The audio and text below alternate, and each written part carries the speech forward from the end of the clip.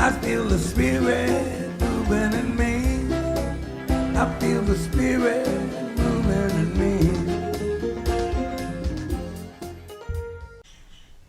Aloha! There was a woman who was kind of lonely, and she decided to buy a parrot for a pet. And so she got this amazingly beautiful parrot, and she brought it home, and I have to say the parrot was kind of nasty. And she'd say, oh, you know, tell me you love me. And the parrot would say, no, I'm not going to tell you I love you. And she'd say, oh, tell me you love me. Tell me you love me. And the parrot would say, no, I'm not going to tell you I love you. So one day she's carrying the parrot around on her arm in the kitchen. And she's like, tell me you love me. And the parrot's, no, I'm not going to tell you I love you. And then the parrot reaches down and takes a nip at her arm.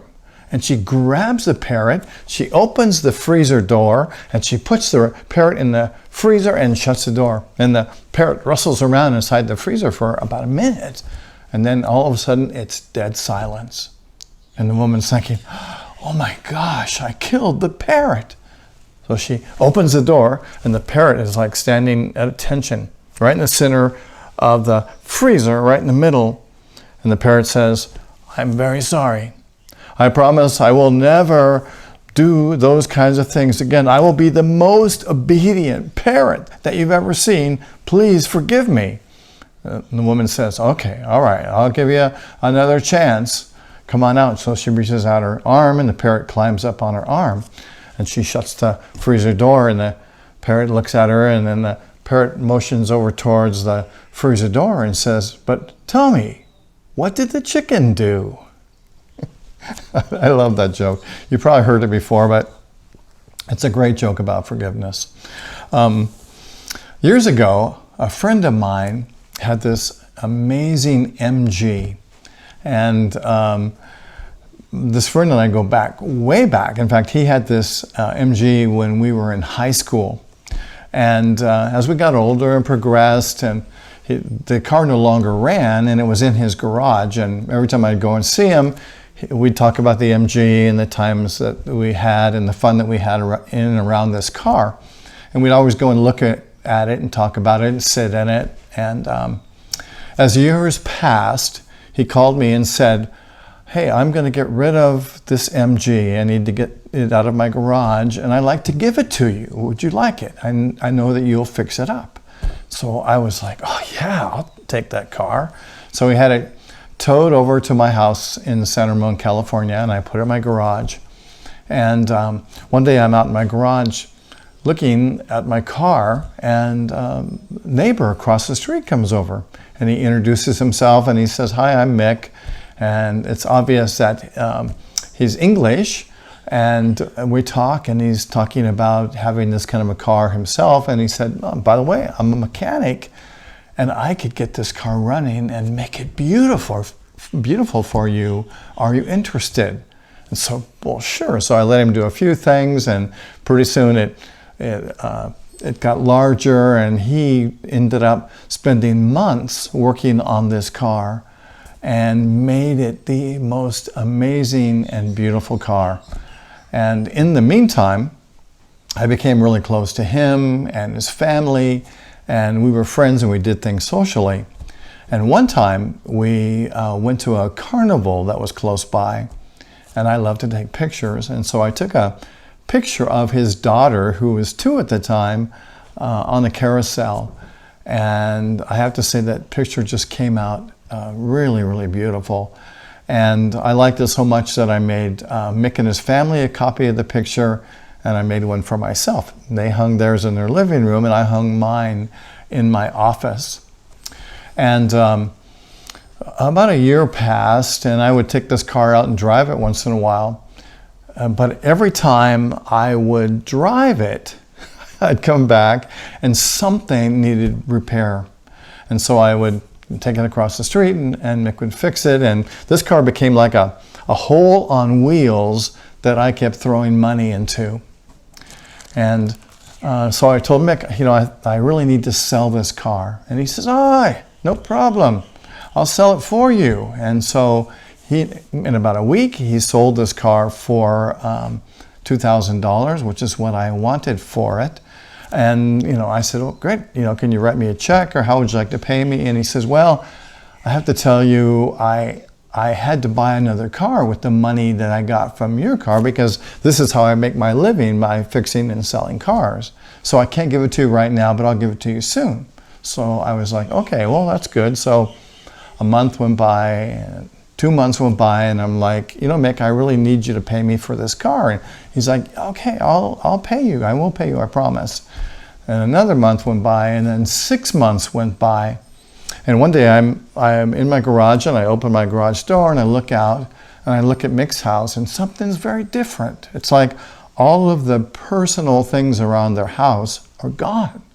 So I walked over and knocked on the door, and the garage door was open, and I looked in the garage, and all of Mick's tools and everything were gone. And they had moved out overnight, unbeknownst to me, and never answered my phone calls, never called me back, and left me high and dry. And essentially stole the $2,000 that I wanted from the car, from me.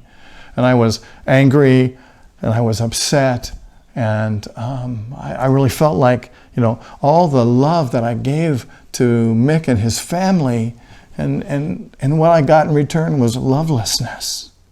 And so then I went back in my house, and I took down the picture of his daughter off my wall. I took the picture out of the frame, threw the picture away, kept the frame, and actually it left a pretty good size empty spot on my wall. And every time I walked by there, it would kind of hurt, you know, where I used to get this warm, kind of fuzzy feeling before about our relationship and about this beautiful picture that I took. Now what I felt was emptiness and anger. And fortunately, I discovered Unity about that time. This is in the early, in 1990. And I took a workshop on forgiveness at Unity Center in Walnut Creek. And what I discovered was that I needed to give love for the lovelessness that I felt. I realized that, you know, that what had happened when I stopped loving my friend, there's a part of me that I stopped loving as well. And it's like I got angry at him, and my reaction was to shut myself down so that I wouldn't give my love so freely, or I wouldn't accept love from other people freely. And in that forgiveness workshop that I took, what I realized that the love that we shared was real. And so I'm titling this talk, Only the Love is Real. And what I realized now was the love that I gave to Mick, and that Mick gave to me, and that I gave to his family, and what he gave to me, that was real. Regardless of what the circumstances were and how it turned out, the love was real. It was always real. You know, and what I realized now, there was something going on that I didn't know about in this dynamic that I can forgive Mick for, because I realize now that he was unconscious and couldn't come from that place of love within himself, and that he was holding back. You know, when someone hurts us, it's because they're unconscious, because they're not fully present to the truth that they are. And Jesus gives us a perfect example of this when he's being crucified. And he says, Father, forgive them, for they know not what they do. And when people hurt us or do unkind things to us, it's because they've forgotten for that moment, for that time, the truth of who they are. And we, in a similar way, when we feel like there is lovelessness involved, or we're not receiving the love, we too are unconscious, and we have forgotten that only the love is real. You know, forgiveness gives us the opportunity to give love for lovelessness. You know, I can forgive Mick because I I know he was a good person. We shared that love together. But I realize now that he was acting from some kind of fear and doubt and maybe a difficult situation financially that I didn't understand at the time. And I can only imagine what that was. But the truth of it is, I can understand that he was unconscious in some way and know that the love that we shared was real. You know, I believe that the law of cause and effect is always present. And you know, something tells us sometimes that we need to get back at that person in some way. But the truth of it is, I believe that everyone is given the opportunity to reap what they have sown. You know, and if we act out of love, then we receive love. If we go unconscious and act out of unconsciousness, then we reap that unconsciousness, and we're not able to accept that love. There's a great story that I like. I watched a documentary years ago, and it was about a Tibetan man who was imprisoned in a Chinese prison. And I think he was there for 6 or 7 years. And in that prison, he was tortured, and he was starved, and he was oftentimes kept in isolation. And he said during that time, he contemplated hating his captors. And in fact, he says it clearly. And I remember this quote from the documentary. He said, "What worried me the most was that I saw in my heart the temptation to hate my captives." Wow. And what I can see in my own consciousness, and looking back at this story with Mick, I can see that what worries me now when I look back at it was that I saw in my heart the temptation to be angry at Mick, to dislike him, maybe to hate him and his family. And I believe that, you know, everything that we think, say, and do is infused with the consciousness with which we do it. You know, it's like what we put out into the universe responds to and comes back to us in like manner. So really what we get to look at is, how can I respond in love? How can we respond in love regardless of what happens to us? You know, I still get a little bit of a zing when I think about Mick, when I think about the fact that, you know, I have $2,000 less than I would have if he had paid me back for the car. I get a little zing about that. But what I realize is I get to choose again. Am I going to come from lovelessness and be angry, or can I embrace the situation with love and find peace in it regardless of the zing that I sometimes feel? This story was a great lesson for me. And when I realized that I had to forgive Mick, I found the negative, the film of that picture, and I went and had it developed again, and I had another print of that picture made, and I put it back in a frame and put it back on my wall in the same place where it was before. And so I was really able to take that negative, that film, and turn it into a positive, into a picture. And on a metaphorical level, I was able to take that potentially negative experience and turn it into a positive by forgiving Mick and forgiving myself, and to change my perspective. And now I understand that how important it is to forgive others for the things that we perceive that they did to us. You know, and the truth of it is, we forgive others, not for them, but for ourselves.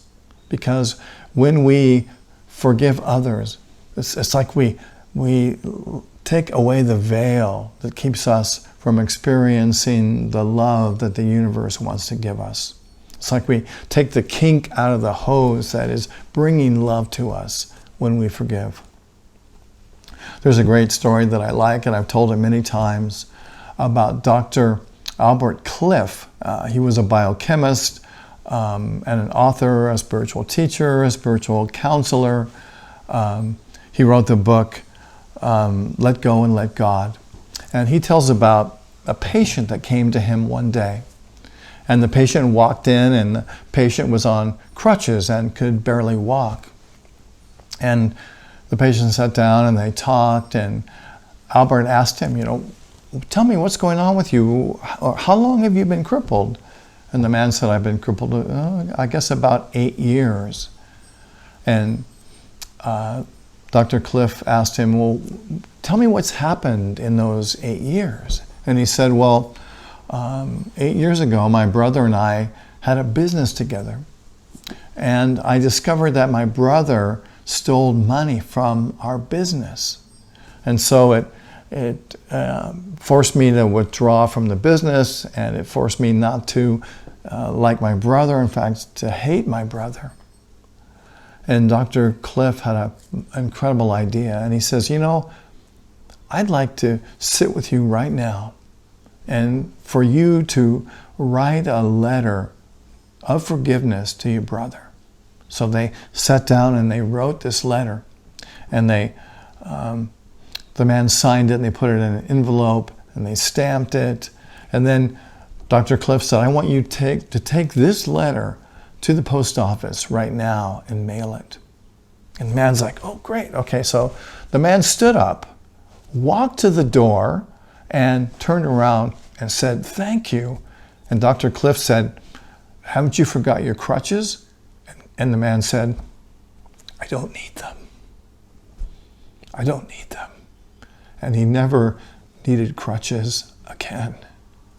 And that it makes me think that when we don't forgive, we cripple ourselves.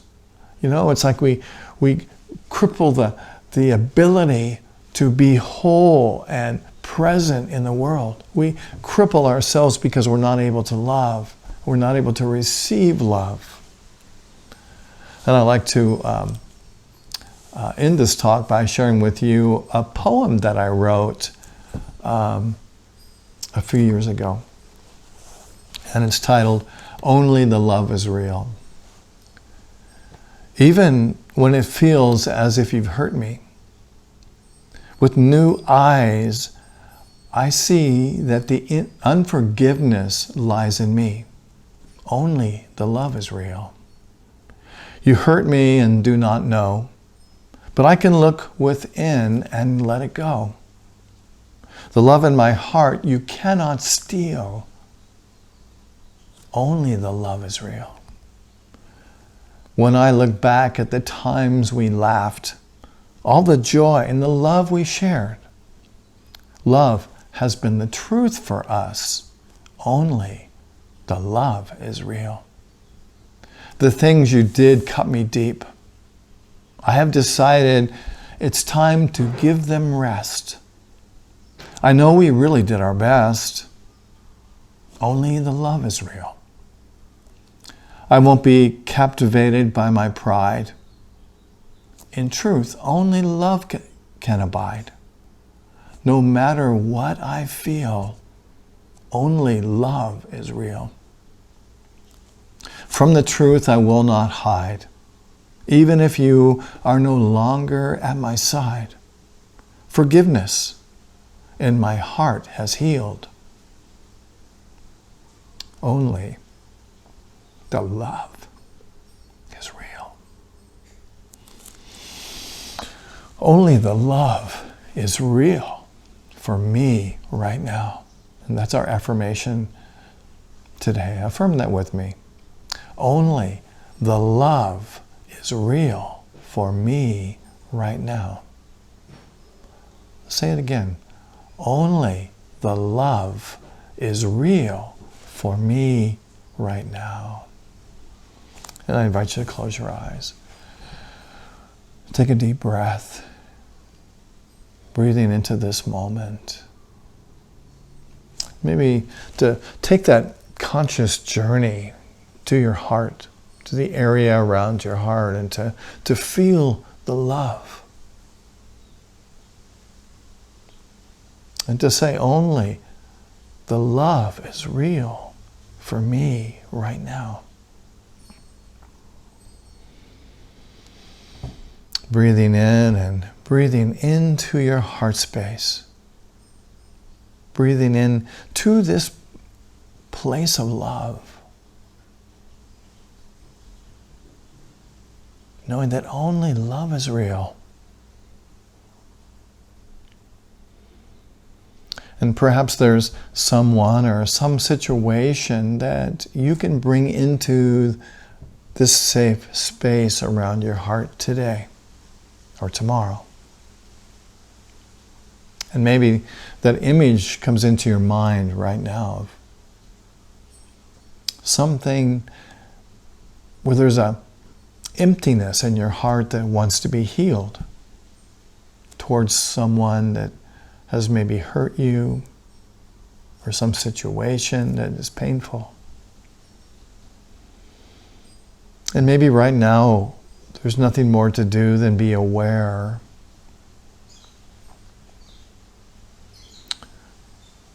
But to be aware. And to imagine that you can take this person, this situation, and bring them into the space around your heart.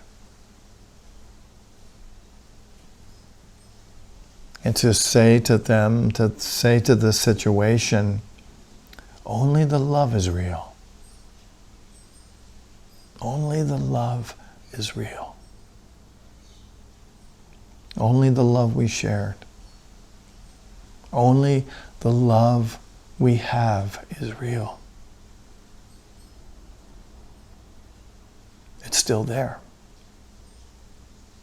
Nothing can take it away.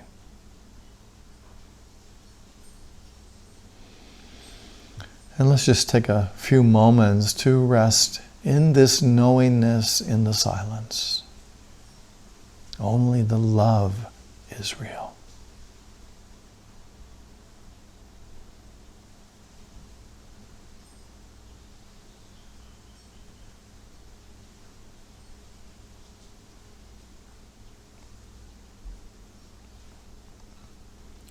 Breathing in and breathing out.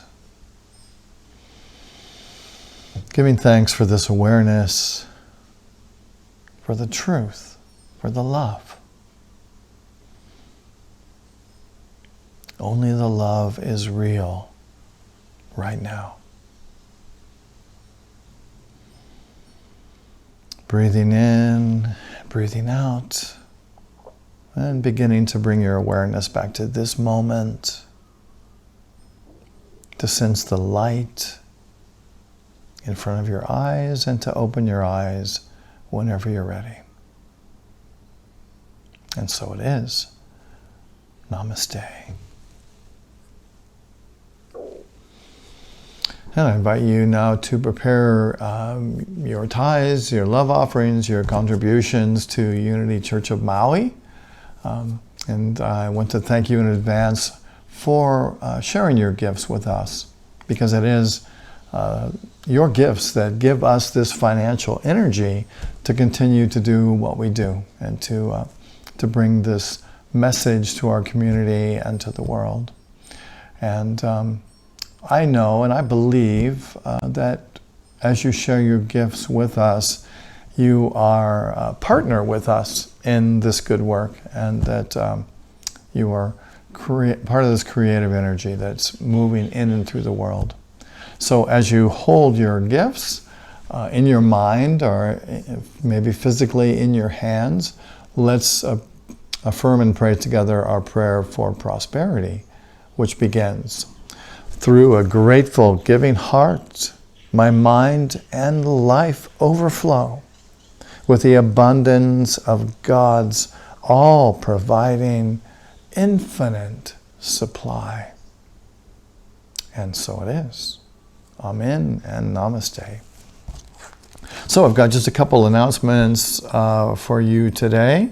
My next week's talk is titled We are the people. And I believe that we are the people. We are the people that are building the consciousness on this planet, that we are creating together a field of love, and that we are called on by that inner desire of truth within ourselves to be expressions of perfection and community right now. And I hope you'll join me next week in my talk, which I'll share some really thought-provoking and powerful stories about people who are joining together as we are to make this a better world.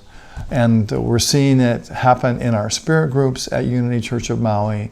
And I'll share with you some stories about how our spirit groups are making a contribution here on Maui and in the world to help to create a planet that works for everyone. So that'll be happening right here next Sunday. Also, as you know, we're about ready to start our Dismantling Racism Spirit Group series, which begins on Thursday, August 6th. And I'd really like to invite you into this conversation. And we'll be talking and meeting for 6 or 7 weeks, we're really not sure yet, about racism in Hawaii and racism in our country. And, you know, we acknowledge that we don't know, we're not experts in this field, but I think that by having this discussion, we'll become a lot more aware and be able to be present to how can we be, in a loving way, available and present to whatever's going on so that we can be part of a healing energy on this planet. So I'd like to invite you for that. That'll be happening at 7 o'clock on every Thursday beginning August 6th for an hour and a half. And we'll be looking at a number of videos from different people and reading some books. And then I am envisioning we're going to have some amazing discussions about that. So if you would like to be involved in that, please contact Emily, and I'll give you her phone number. And it is 808-268-8310. And you can call her and text her, and please sign up. We're going to have a fabulous time. So please join us. And if you enjoy our Sunday services, I invite you to check out our YouTube channel, Unity Church of Maui YouTube, and we've got lots of videos and music up there that you can check out. If you're missing our music, there's quite a bit posted there, a lot by our good friend Adisa Omar and other people who have shared their gifts with us. So I think that's about it. So let's see, before Emily's signaling me something, what is it? Oh, thank you. Yeah, the Zoom meetings. Okay, right. This is why Emily Goss is sitting here right behind the camera to remind me of things that I might have forgotten, and I almost forgot to tell you about our Zoom meetings. We're meeting at 11 o'clock today, Sunday, to discuss this talk and dismantling racism and whatever is on your mind. And you can find the link to that Zoom meeting by going to our webpage or in our newsletter and clicking on the link at 11 o'clock today. Also, you can go there and, what else about that? The Daily Word. Every Wednesday at noon we do a meditation and daily word, and you can link to that also on our webpage or in our e-blast. So thank you for hanging in there with me. And so before I do anything further, or without further ado, why don't we pray together our prayer for protection, which begins, the light of God surrounds us, the love of God enfolds us, the power of God protects us, and the presence of God watches over us. Wherever we are, God is. God bless you. Thank you for your good work. Namaste and aloha. Where I live, there are rain.